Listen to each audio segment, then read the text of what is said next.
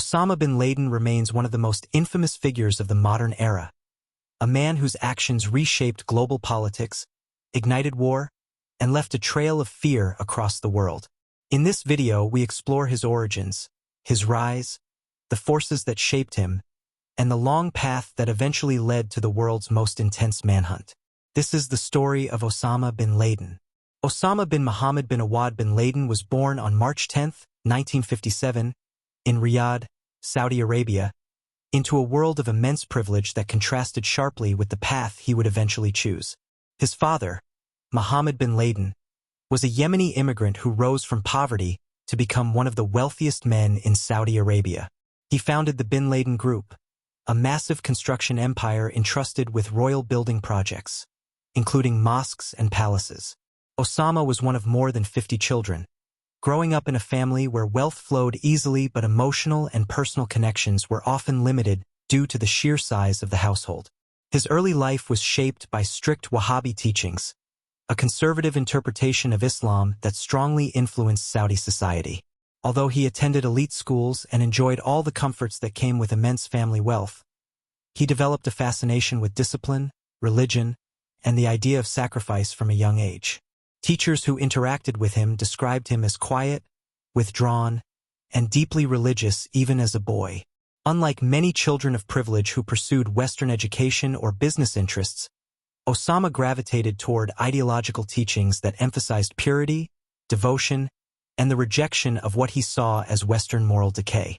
The death of his father in a plane crash in 1967 left Osama extremely wealthy at just 10 years old, inheriting a fortune that gave him financial independence for the rest of his life. But the real turning point came in the 1970s when the Middle East was undergoing huge ideological shifts.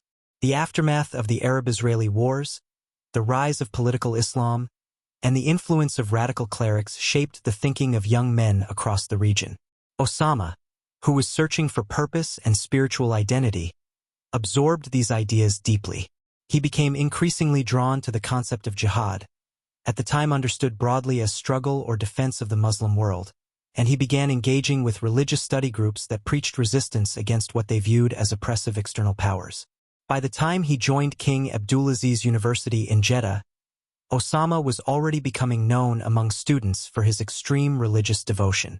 He was heavily influenced by two key Islamist thinkers, Abdullah Azzam, a Palestinian scholar, and Muhammad Qutb, the brother of Sayyid Qutb, whose writings fueled modern extremist ideologies.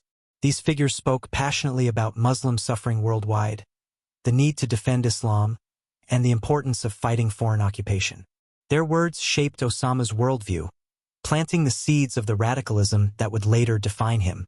But what fully transformed him from a religious young man into a militant was the Soviet invasion of Afghanistan in 1979. For Osama and many others, this was not just a geopolitical crisis, it was a spiritual call to arms. Reports of Afghan villages being bombed, families being displaced, and Muslims appealing for help ignited something powerful in him. Instead of staying behind his comfortable life in Saudi Arabia, he decided to act. He began raising money, gathering supplies, and eventually traveling to Pakistan to support what he saw as a righteous war.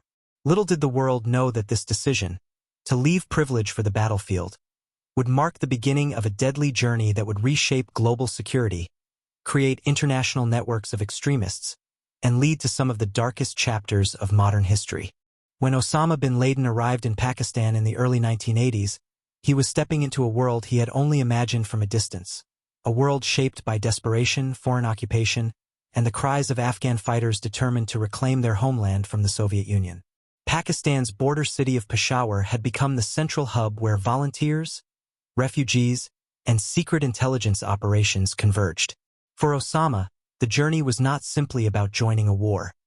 It was about answering what he believed was a divine call, a mission that merged his wealth, religious conviction, and desire for purpose into a single path of action. At first, he was not a fighter on the front lines. He was more of a facilitator, using his resources to build support networks for the Mujahideen. He rented houses, bought trucks, provided medical supplies, and helped construct storage facilities for weapons arriving from various countries, particularly through the covert efforts of the United States, Saudi Arabia, and Pakistan. Bin Laden also helped funnel massive donations from wealthy families in the Gulf who viewed the Afghan struggle as a noble cause. His ability to organize resources impressed many, and his growing passion for the Afghan fighters earned him admiration from those who saw him as a committed young man willing to sacrifice comfort to support a distant war. But Osama didn't stay behind the scenes for long. As the war intensified, he made several trips to the rugged Afghan mountains, witnessing battles firsthand. The harsh environment and the sight of Afghan resistance fighters holding their ground against the powerful Soviet army deeply affected him. He began to believe that victory was not only possible but divinely ordained.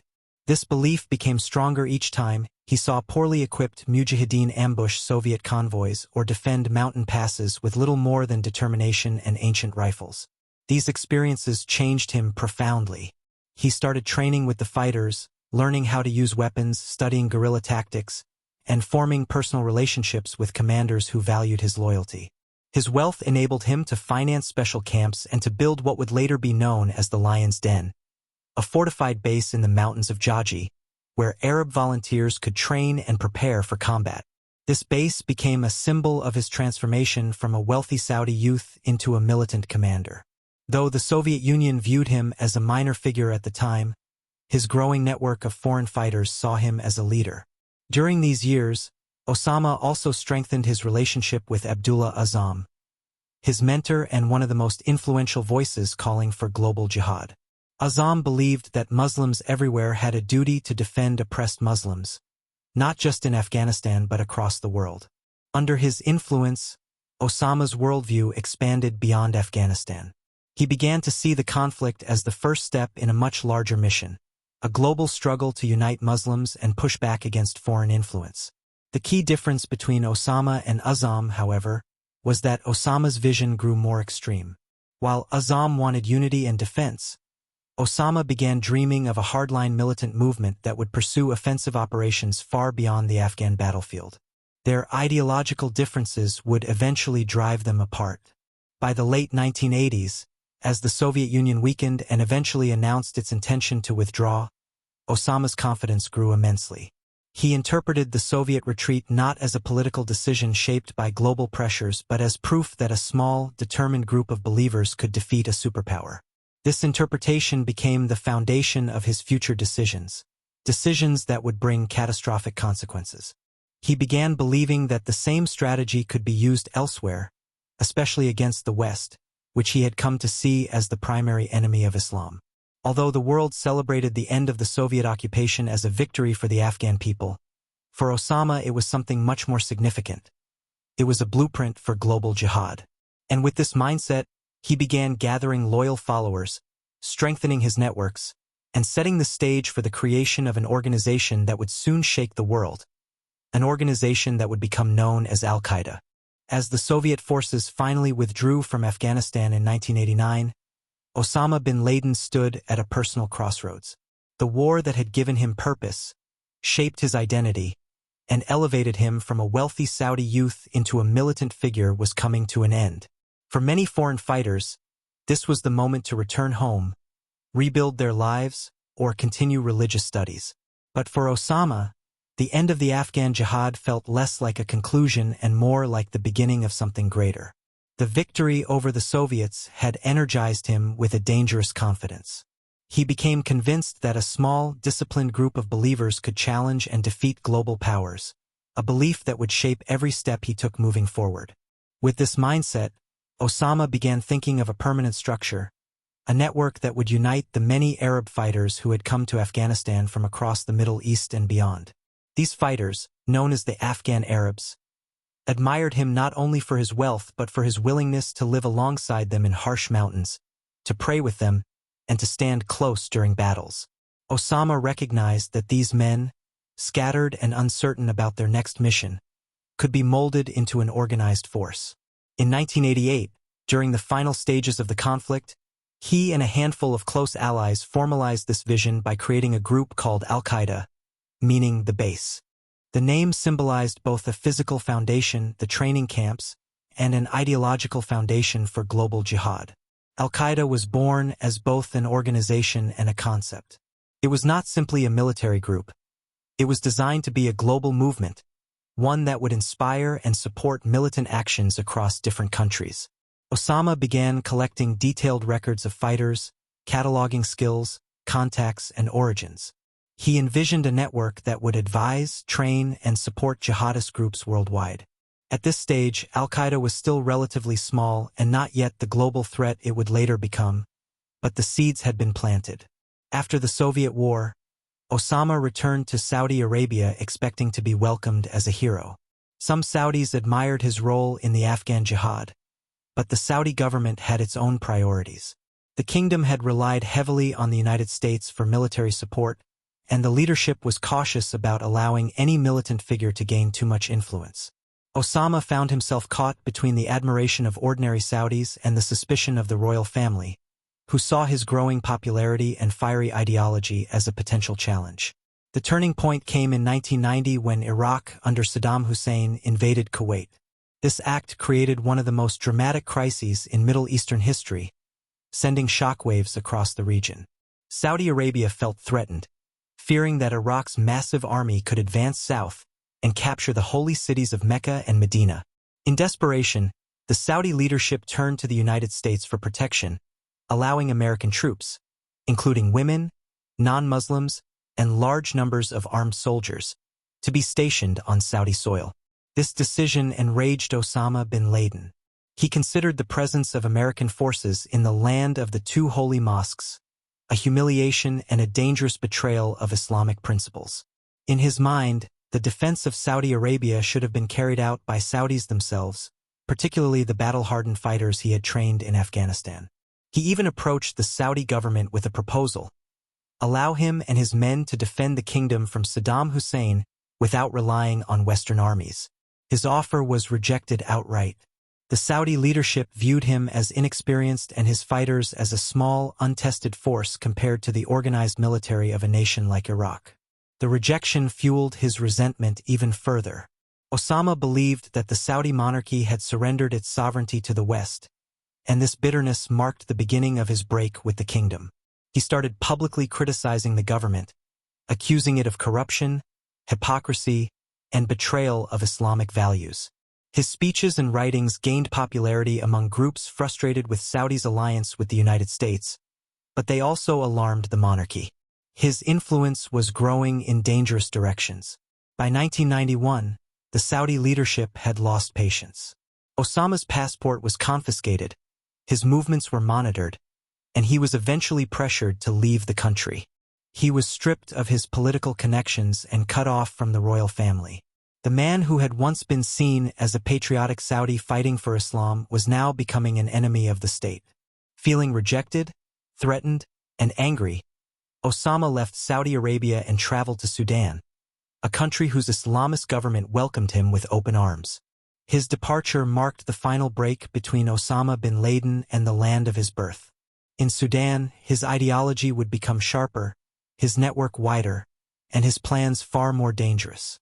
It was there, in the shadows of Khartoum, that al-Qaeda would evolve from a loose network into a global terrorist organization preparing for operations that would shake the world. When Osama bin Laden arrived in Sudan in 1991, he entered a country undergoing its own ideological transformation. Sudan was ruled by an Islamist government that welcomed him not only as a wealthy businessman but as a figure whose religious devotion aligned with their broader political ambitions. Here, Osama found both safety and opportunity, a place to rebuild after his fallout with Saudi Arabia, and a new base from which he could expand his network without interference. Unlike in Saudi Arabia, where authorities restricted him, Sudan gave him full freedom to operate. He purchased land, invested in construction companies, agricultural projects, and transportation businesses, using his wealth to deeply embed himself in the local economy. These investments were not just for profit. They were strategic covers designed to help him move people, money, and supplies across borders with minimal scrutiny. As he settled into Khartoum, Osama continued strengthening al-Qaeda. He established training camps in remote areas, quietly inviting former Afghan fighters to join him. These camps provided ideological and military training, with lessons drawn from the Afghan War. Recruits were trained in explosives, small arms combat, covert movement, and the strict religious discipline Osama insisted upon. Sudan became a kind of sanctuary where al-Qaeda matured from a loose network into a centralized organization with defined goals and structured leadership. Here, Osama also began forming alliances with militant groups from across North Africa, the Middle East, and even parts of Asia and Europe. Fighters from Algeria, Egypt, Yemen, Eritrea, and Somalia traveled to Sudan seeking support, weapons, or training, and Osama welcomed them, seeing in each group a piece of a global puzzle he was slowly assembling. During this period, Osama's ideology hardened significantly. He began speaking more openly against the United States, which he blamed for corruption in the Muslim world, support for Israel, and military presence in Saudi Arabia. He believed America's influence had weakened Islamic nations and propped up regimes he viewed as un-Islamic. While his anger towards Saudi Arabia had driven him out, his hatred toward the West was growing deeper and more organized. Within al-Qaeda's inner circle, discussions began to shift.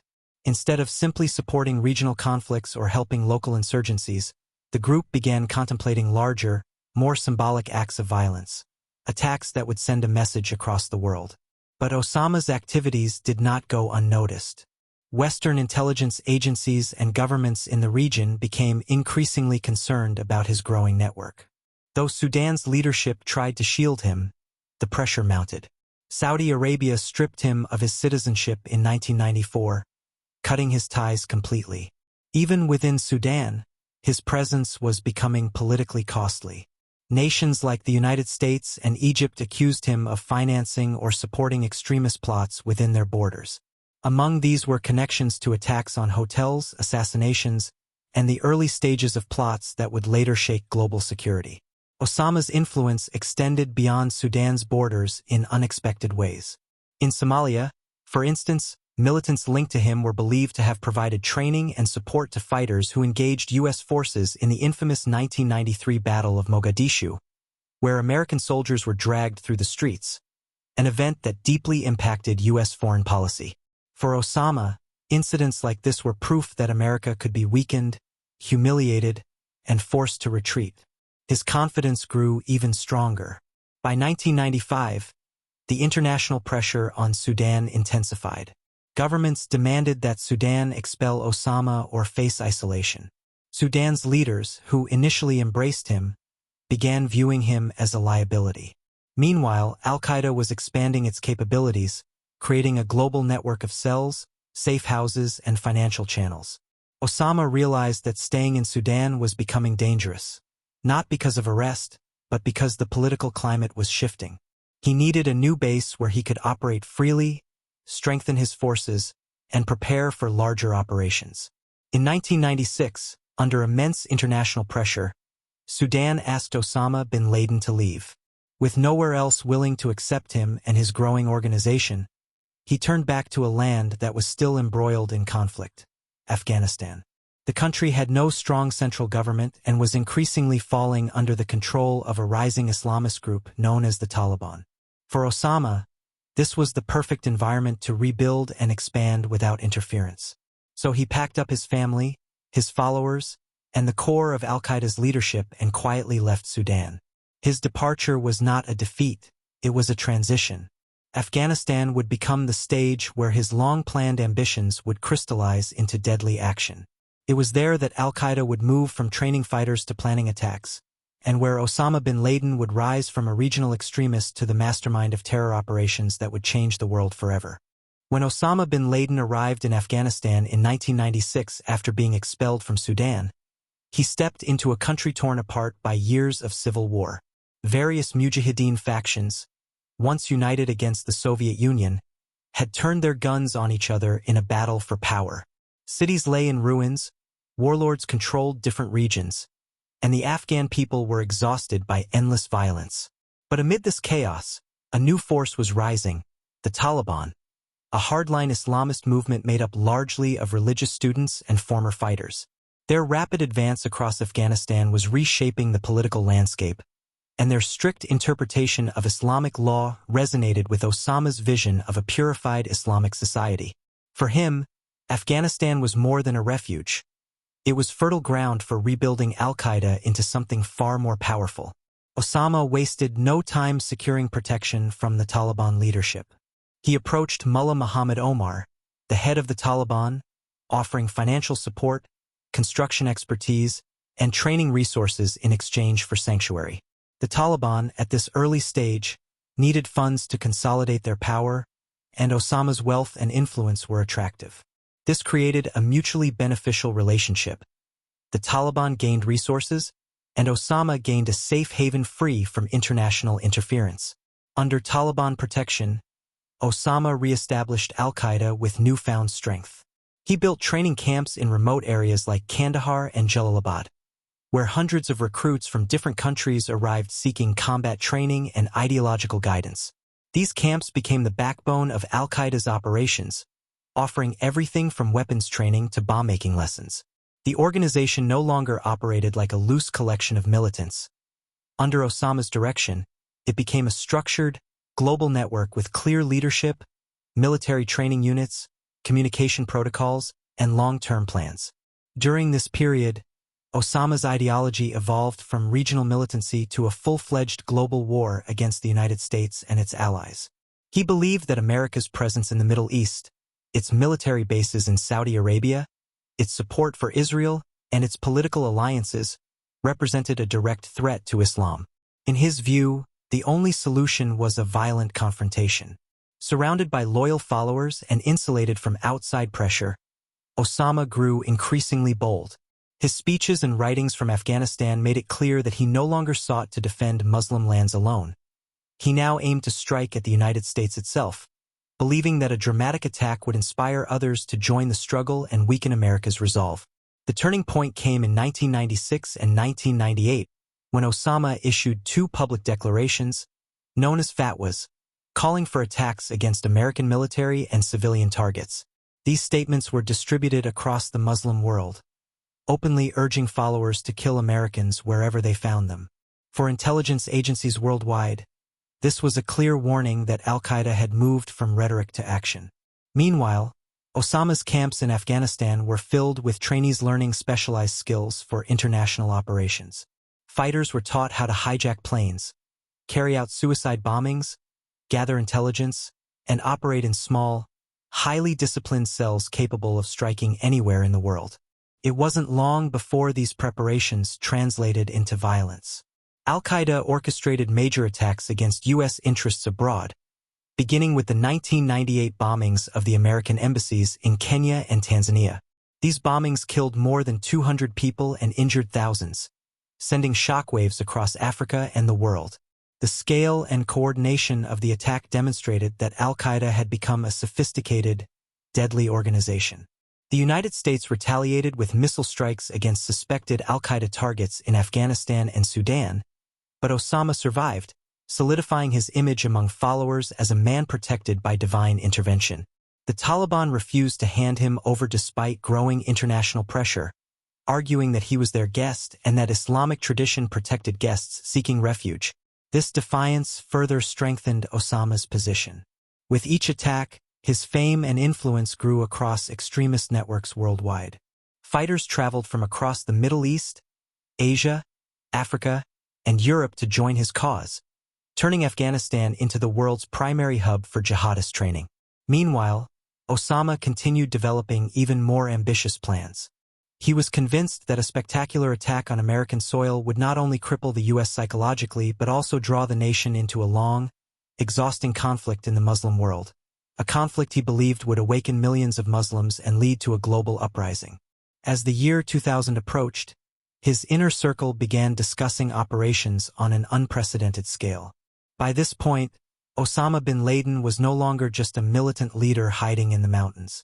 He had become the mastermind of a vast terror network, protected by the Taliban, funded by global supporters, and driven by the belief that a direct confrontation with the United States was inevitable. In Afghanistan, he had found the perfect environment to plan an attack that would change the course of history forever. By the early 2000s, Osama bin Laden had reached a point where he believed he was ready to strike directly at the heart of the United States. His confidence had soared after surviving the American missile attacks of 1998, and al-Qaeda's success in the East African embassy bombings convinced him that the world's most powerful country was vulnerable. Surrounded by loyal commanders in Afghanistan and shielded by the Taliban, Osama spent these years refining al-Qaeda's structure, strengthening its international communication channels, and selecting the individuals who would carry out the most devastating mission in the organization's history. Inside the mountains of Tora Bora, in hidden compounds, and in heavily guarded training camps, Osama and his top deputy, Ayman al-Zawahiri, began looking for ways to hit the United States in a manner that would be both symbolic and catastrophic. Their goal was not just to kill people. It was to send a message so loud that it would echo across the world. Osama believed that attacking American soil would force the United States into a long and costly war in Muslim regions, draining its strength just as the Soviets had been drained in Afghanistan. This became his core strategic vision: provoke the United States into overextending itself. And so, the idea of hijacking commercial airliners and using them as weapons began taking shape. One of the central figures in this evolving plan was Khalid Sheikh Mohammed, a Kuwaiti-born militant with experience in global extremist networks. He proposed a bold idea involving multiple airplanes, coordinated timings, and symbolic American targets. Osama approved the concept almost immediately.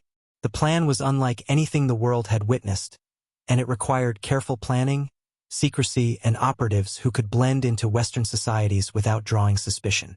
Al-Qaeda began selecting young men from Saudi Arabia and other Arab countries, men who were loyal, obedient, and willing to die for the mission. They were trained in small, isolated units, taught English phrases, airport procedures, and flight basics. Many of them were later sent to the West, taking flight lessons in the United States and Europe, living quietly in apartments, and communicating using coded messages that avoided detection. Meanwhile, back in Afghanistan, Osama maintained strict secrecy. Only a handful of al-Qaeda leaders knew the full details of the operation. Many lower-ranking members believed something large was coming, but even they had no idea how massive the plan actually was. Osama continued issuing public statements criticizing the United States, but in private, he emphasized the importance of patience and precision. He reminded his followers that the attack had to be perfect. No mistakes, no delays, and no leaks. He was convinced that the world was about to witness a historic moment that would define his legacy forever. Throughout this period, al-Qaeda continued conducting smaller attacks to divert attention. The bombing of the USS Cole in the year 2000, which killed 17 American sailors in Yemen, was carried out by militants connected to Osama. This attack increased tension between the US and al-Qaeda, but the scale of what was coming remained hidden. Even when intelligence agencies around the world began noticing unusual chatter and warnings, no one imagined an operation of such size and sophistication. The idea of using commercial airliners as missiles seemed unimaginable, and this disbelief worked in Osama's favor. Inside his Afghan compounds, Osama carefully monitored the progress of the hijackers as they moved silently across the United States, blending into everyday life. Communication was kept minimal and coded. The operatives lived quietly, trained quietly, and waited for the green light. For Osama, every report of progress brought satisfaction. He believed he was about to achieve the greatest strike ever carried out by a non-state actor, an attack that would shock the world and force America into a war he believed would bankrupt it. By mid-2001, the hijackers were fully prepared, the plan was finalized, and only a few final instructions were needed. Osama gathered his top commanders in Afghanistan, speaking to them about the importance of the mission. He emphasized that the attack was not just against America but against what he called the global system that oppressed Muslims. In his mind, he was fighting a holy war, a distorted and extreme interpretation that he believed justified killing thousands of innocent people. As the final days approached, Osama moved deeper into the mountains, taking extra precautions to avoid detection. He appointed lieutenants to oversee various aspects of the operation and cut off unnecessary communication. Then, in late summer 2001, the final signal was sent. The hijackers took their positions, boarded their flights on the morning of September 11th, and executed the attack that would change the modern world. The collapse of the Twin Towers, the attack on the Pentagon, and the crash of United Flight 93 marked the deadliest terrorist strike in history. Osama bin Laden, hiding in Afghanistan, watched the world react in shock, horror, and fury, knowing that everything he had planned had unfolded exactly as intended. In the hours and days after the September 11th attacks, the world entered a state of shock. Images of the burning towers, people running through the streets of New York, and the collapse of the World Trade Center were broadcast endlessly across every continent. Governments, intelligence agencies, and ordinary citizens struggled to comprehend the scale of what had happened. Within days, the United States identified al-Qaeda as the group responsible, and the name Osama bin Laden, once known mainly in intelligence circles, became the face of global terrorism. He had wanted attention, and now the entire world was focused on him. But with that attention came a level of fury and determination he could never have predicted. In Washington, President George W. Bush addressed the nation and declared that America would not rest until those responsible were brought to justice. What followed was one of the fastest and most extensive mobilizations in U.S. history. Intelligence agencies around the globe were ordered to track al-Qaeda's networks, freeze their finances, shut down their safe houses, and identify every associate connected to Osama. Countries that had previously been hesitant to take sides now cooperated with the United States. Osama's attack had united the world against him. Suddenly, al-Qaeda operatives found themselves hunted across continents, from Europe to Africa, from the Middle East to Southeast Asia. Inside Afghanistan, Osama anticipated the retaliation but believed the Taliban would stand by him. He had provided them with financial support, training assistance, and international contacts. Now he expected protection in return. But the Taliban leadership found themselves in a difficult position. On one hand, their codes and traditions demanded that they protect a guest who had sought refuge.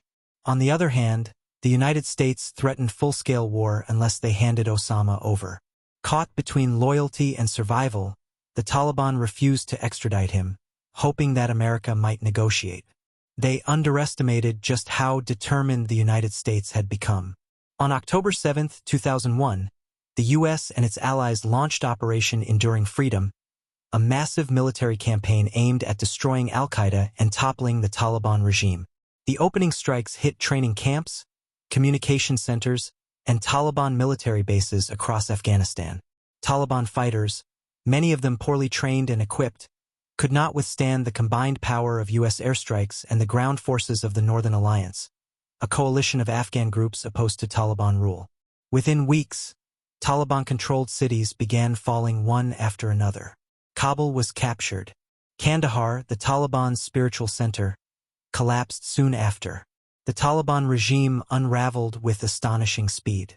For Osama, this was an alarming shift. The sanctuary he had built with the Taliban was disappearing before his eyes. U.S. Special Forces, CIA teams, and Afghan fighters began closing in on areas where he was believed to be hiding.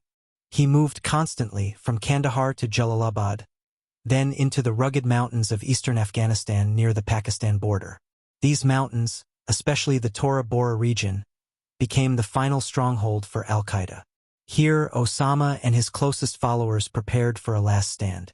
They hid in caves, used their knowledge of the terrain, and relied on loyal local fighters to guide them through the remote paths. Meanwhile, American forces intensified their efforts. Airstrikes hammered the mountain caves, ground troops surrounded escape routes, and Afghan militias joined the chase. For a brief moment, it seemed the world might capture Osama in the same year he carried out his deadliest attack. Intelligence reports indicated his presence in Tora Bora, and some American units even believed they heard his voice over intercepted radio communications. The mountains shook with explosions as bombs targeted every possible hiding spot. But Osama was extremely skilled at disappearing. He divided his group, moved only at night, and used the mountainous terrain to his advantage. There are accounts suggesting he escaped across the border into Pakistan through narrow goat paths, disguised among local tribesmen. Whether he was a step ahead or simply lucky, he slipped away before U.S.-led forces could seal the mountains completely. His escape became one of the most controversial moments of the war, a missed opportunity that allowed him to continue influencing al-Qaeda from the shadows. As winter settled in and the Taliban fell, the world expected that Osama would eventually be captured. But instead, he simply went deeper underground. He stopped using satellite phones, avoided large gatherings, and stayed in small, isolated compounds. He lived with constant paranoia, surrounding himself with a tight circle of trusted guards. The man whose name had dominated global headlines now lived like a ghost, moving between hidden locations, constantly looking over his shoulder, aware that the United States would never stop searching for him. Yet even while in hiding, Osama remained defiant. Al-Qaeda released audio and video messages of him praising the 9/11 attackers, urging others to continue the fight, and mocking U.S. efforts to find him. These recordings were meant to show the world that he was still alive, still committed, and still capable of inspiring violence. In reality, he was becoming increasingly isolated, relying on couriers for communication and living in fear of drones, spies, and informants. The fall of the Taliban had scattered al-Qaeda's leadership across different countries. Some fled to Pakistan's tribal regions, others moved to Iran or Yemen, and many more were captured. But Osama's survival gave the group a symbolic lifeline. Even though he could no longer operate openly, his continued existence made him a powerful symbol among extremists and a constant threat in the eyes of the world. The U.S. war in Afghanistan, which Osama had wanted to provoke, was now underway, but not in the way he had hoped. Instead of weakening America, it had isolated al-Qaeda, strengthened global counterterrorism networks, and forced Osama into hiding. Still, for nearly a decade, he remained a fugitive, slipping through every trap, protected by a mixture of loyalty, secrecy, and the rugged geography of the region. What Osama did not know was that slowly, quietly, intelligence agencies were gathering clues, tracking couriers, monitoring communications, and studying patterns. Piece by piece, they were closing in. His years of hiding were about to lead him to his final refuge, a place far from the mountains and far from the world he once tried to reshape through terror. What followed after the fall of the Taliban in 2001 was a decade-long manhunt that stretched across continents, involved the most sophisticated intelligence networks on the planet, and reshaped global geopolitics in ways the world still feels today. Osama bin Laden became both a physical fugitive and a symbolic target, a figure whose capture or death became the central mission of the United States and its allies. Despite losing the protection of the Taliban regime in Afghanistan, bin Laden did not vanish into thin air. Instead, he slipped across rugged terrain into Pakistan's tribal regions, an area known for its difficult geography, complex local loyalties, and limited government control. These conditions allowed him and his closest inner circle to avoid detection for years. Reports later showed that he moved frequently during the early years, staying in caves, mountain hideouts, and remote compounds, relying heavily on an elaborate courier system because he refused to use phones or the internet, knowing they could expose him within seconds. During this period, bin Laden was no longer the commander constantly on the front lines. Instead, he became more of a distant ideological figure, sending recorded messages, handwritten letters, and audio tapes to maintain influence. His communication style had changed, no more large, dramatic video appearances. Instead, messages were smuggled out quietly, sometimes taking weeks to reach the intended audience. He remained determined to inspire attacks against the West, urging his followers to continue fighting. Meanwhile, his organization began splitting. Al-Qaeda transformed from a single centralized group into a loosely connected network of regional branches in Yemen, North Africa, Iraq, and Somalia. These branches often acted independently, launching attacks in their own territories, sometimes even without bin Laden's direct command. The U.S. invasion of Iraq, for example, created an opening for extremist groups, one of which later evolved into ISIS. Although bin Laden did not create ISIS, the instability triggered by earlier events indirectly fueled new forms of extremism. As the years passed, technology caught up with him. The CIA increasingly relied on satellite imagery, intercepted messages, and human intelligence. But despite the massive resources invested, they still couldn't locate him. Every rumor, every whisper from informants, every suspicious movement spotted by drones had to be carefully verified. It took years of piecing together tiny clues. Many of the leads turned out to be false, while others led to dead ends. But the U.S. never lost focus. A turning point came when intelligence agencies began tracking one of bin Laden's most trusted couriers. The courier lived an unusually quiet life, but his movements and habits didn't feel random. Following him, step by step, eventually led investigators to a mysterious compound in Abbottabad, Pakistan. Tall walls, no internet, no phone lines, and a strange pattern of burned trash. The compound didn't look like the hideout of an ordinary family. And though there was no direct evidence, the CIA began to suspect that the world's most wanted man might be inside. Still, nothing was certain. Even at the highest levels of U.S. intelligence, opinions were split. Some believed bin Laden was definitely there. Others feared it was a trap, or perhaps just a high-ranking al-Qaeda member, not the target himself. Months of surveillance produced patterns, but still no clear image. The man inside the compound, often referred to as the pacer, walked back and forth in a courtyard but never left the building. He never used technology, never exposed his face clearly, almost as if he knew he was being watched. Those small signs made the suspicion feel stronger. The stakes were incredibly high. If the operation failed, it could trigger a diplomatic crisis with Pakistan or cost the lives of U.S. soldiers. But if the man inside was truly Osama bin Laden, then the U.S. was closer than ever to ending a chapter of global history that had lasted far too long. As the CIA grew increasingly confident that the mysterious pacer inside the Abbottabad compound might indeed be Osama bin Laden, the pressure intensified at the highest levels of the U.S. government. Months of surveillance had revealed no definitive evidence, no clear photo, no intercepted call, no document that confirmed his identity. Yet everything about the compound, from its unusual design to its strict avoidance of technology, pointed toward someone with an extraordinary need for secrecy. President Barack Obama and his national security team spent weeks debating the options. Should they launch an airstrike and destroy the compound completely, risking the possibility that bin Laden might not even be there, and leaving no evidence behind? Or should they authorize a highly dangerous ground operation that would send U.S. Navy SEALs deep into Pakistani territory, with no guarantee of success and no permission from the Pakistani government? Eventually, the decision tilted toward the raid, a bold, silent, nighttime mission that demanded absolute precision. The operation was placed in the hands of SEAL Team 6, one of the world's most elite special forces units. They trained for the mission inside full-scale replicas of the Abbottabad compound, rehearsing every possible scenario, from unexpected resistance to hidden tunnels to the risk of helicopters crashing. The team practiced repeatedly, sometimes in complete darkness, learning the structure so well that they could navigate it almost by muscle memory. Meanwhile, U.S. officials reviewed countless contingencies. What if bin Laden was armed? What if women and children were being used as shields? What if Pakistani forces intervened mid-operation?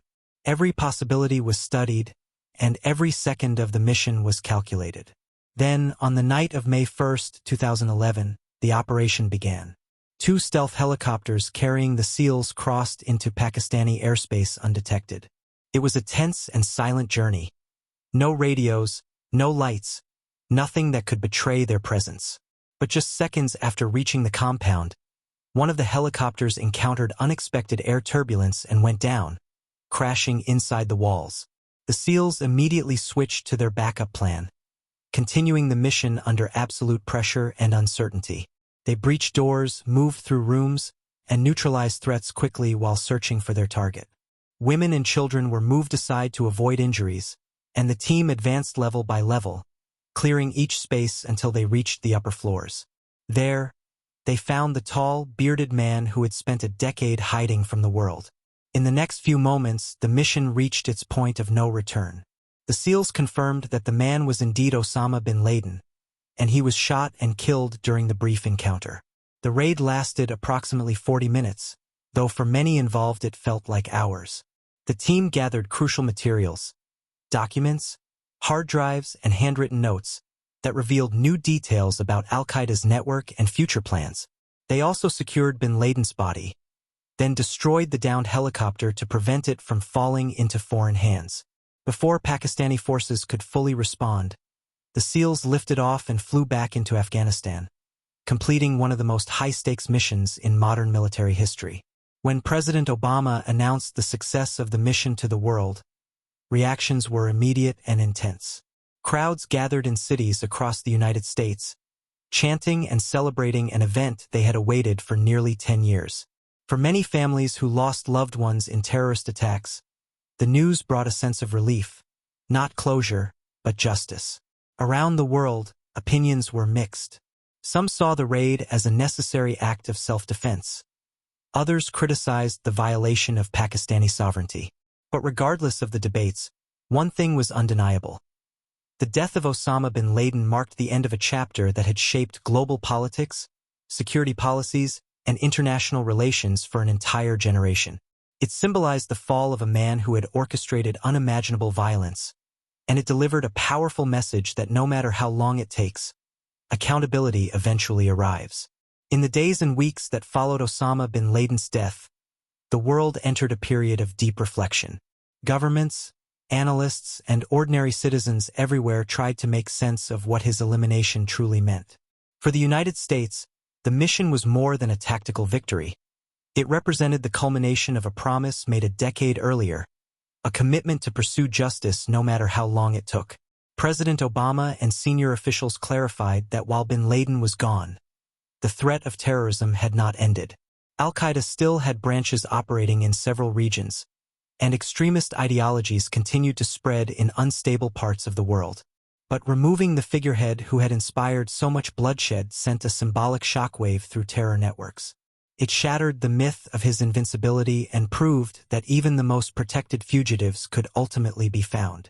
Meanwhile, in Pakistan, the raid triggered one of the biggest diplomatic controversies in recent history.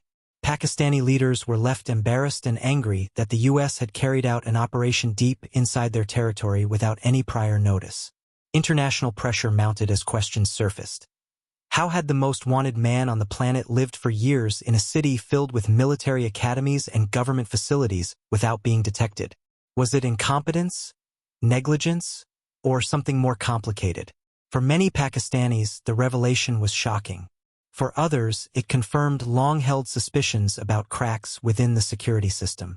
Globally, intelligence agencies began studying the raid as a case study in persistence, patience, and the use of modern surveillance techniques. Nations strengthened counterterrorism strategies, improved intelligence sharing, and invested heavily in technologies capable of tracking hidden networks. As new details emerged from the materials seized in the Abbottabad compound, the world gained a clearer picture of bin Laden's final years. Contrary to the image of a powerful commander directing global operations, he lived in isolation, cut off from the world, relying on handwritten letters that traveled slowly through trusted couriers.